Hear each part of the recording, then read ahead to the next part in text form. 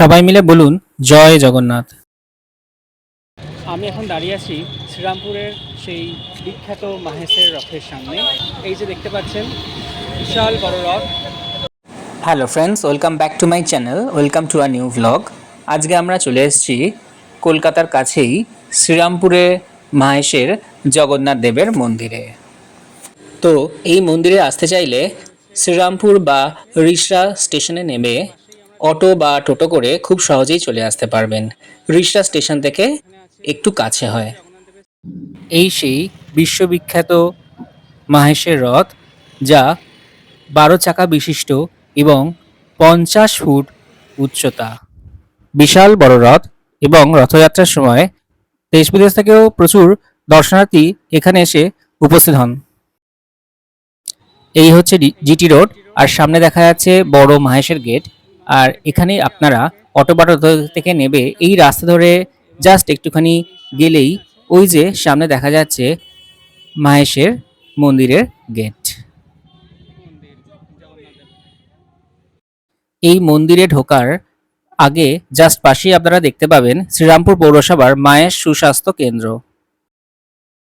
আর যারা এখানে এসে পুজো দিতে চান তারা বাইরে থেকে পুজোর বিভিন্ন সামগ্রী পেয়ে যাবেন, ফুল মালা সবকিছু। চলুন এবার জগন্নাথ মন্দিরের ভিতরে প্রবেশ করা যাক। এই মন্দির রোজ খোলা থাকে ভোর 5:30 থেকে দুপুর 2টো এবং বিকাল 4টে থেকে রাত 9টা অবধি। মাহেশের এই জগন্নাথ মন্দিরটি বিশ্বের দ্বিতীয় বৃহত্তম জগন্নাথ মন্দির, যা 1396 খ্রিস্টাব্দে প্রতিষ্ঠিত হয়েছে। চতুর্দশ শতাব্দীর একজন মহান বাঙালি ঋষি ধ্রুবানন্দ ব্রহ্মচারী পবিত্র ত্রিমূর্তি অর্থাৎ বলরামদেব, জগন্নাথ দেব এবং সুভদ্রা দেবীর মূর্তি স্থাপন করেছেন এবং একটি ছোট্ট মন্দির নির্মাণ করেছিলেন। পরে তিনি দেবতাদের দায়িত্ব শ্রী কমলাকারের হাতে অর্পণ করেছিলেন এবং কমলাকার পিপ্পলাই পরবর্তীকালে এখানে মহেশের মন্দিরে দেবতাদের পুজো শুরু করেন।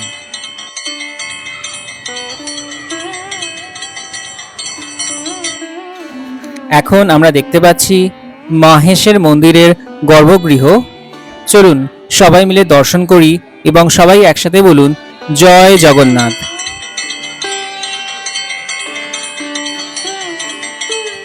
গর্ভগৃহের বিপরীত দিকেই আছে এই সুবিশাল নাট মন্দিরটি।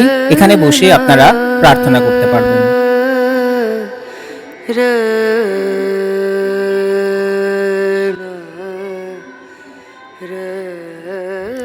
এই হচ্ছে ভোগঘর।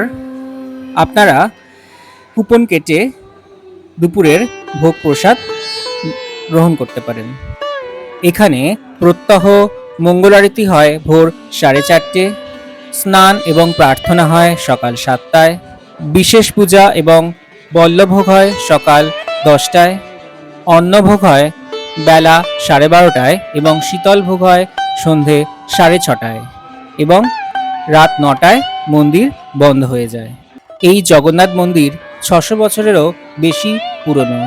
জগন্নাথ দেব হলেন জগতের নাথ, জগতের বন্ধু এবং জগতের পিতা অর্থাৎ পরম পিতা। তিনি হলেন দারু ব্রহ্ম নারায়ণ। মাহেশের রথযাত্রা হল ভারতের অন্যতম বৃহত্তম এবং দ্বিতীয় প্রাচীন রথযাত্রা উৎসব। মূল মন্দিরের পাশেই আছে এই মন্দিরগুলি। প্রথমেই আছে প্রতিষ্ঠাতা ধ্রুবানন্দ ব্রহ্মচারীর মন্দির, তার পাশে নীলমাধবের মন্দির, তার পাশে রামকৃষ্ণ পরমহংসদেবের মন্দির এবং তার পাশে বজরংবলী ও শিব ঠাকুরের মন্দির। আমরা এখন বজরংবলী ও শিব মন্দির দর্শন করছি। এই মন্দিরের ঠিক পাশেই আছে রামকৃষ্ণ পরমহংসদেবের মন্দির, যেখানে রামকৃষ্ণ পরমহংসদেব এবং সারদা মা ও বিবেকানন্দের মূর্তি আছে। তার পাশেই আছে নীল মাধবের মন্দির। দেখুন আমরা এখন নীল মাধব মন্দির দর্শন করছি। আর ঠিক এর পাশেই আছে প্রতিষ্ঠাতা ধ্রুবানন্দ ব্রহ্মচারীর মন্দিরটি। দেখুন আমরা এই মন্দিরটি এখন দর্শন করছি। এই মন্দিরের ট্রাস্টি বোর্ড কর্তৃক চিকিৎসা শিবির, ত্রাণ শিবির, বস্ত্র বিতরণ, নরনারায়ণ সেবা প্রভৃতির মতো মহৎ সামাজিক কাজ সম্পন্ন হয়। এখানে বিভিন্ন শুভ অনুষ্ঠান যেমন বিবাহ, অন্নপ্রাশন, উপনয়ন, গাড়ি পুজো প্রভৃতি সম্পন্ন করা হয় এবং প্রতিটি অনুষ্ঠানের রেড চার্ট মন্দির সংলগ্ন অঞ্চলে লাগানো আছে। যারা এই মন্দিরে কোনো শুভ অনুষ্ঠান সম্পন্ন করতে চান অথবা জগন্নাথ মহাপ্রভুর উদ্দেশ্যে কোনো অনুদান বা অলংকার দিতে চান, তারা মন্দিরের ট্রাস্টি বোর্ডের কার্যালয়ে যোগাযোগ করবেন এবং প্রাপ্তি স্বীকার রসিদ গ্রহণ করবেন। মন্দিরের প্রধান সেবায়েত শ্রী সৌমেন অধিকারীর ফোন নাম্বার আমি ডেসক্রিপশন বক্সে দিয়ে দেবো, আপনারা যোগাযোগ করতে পারেন।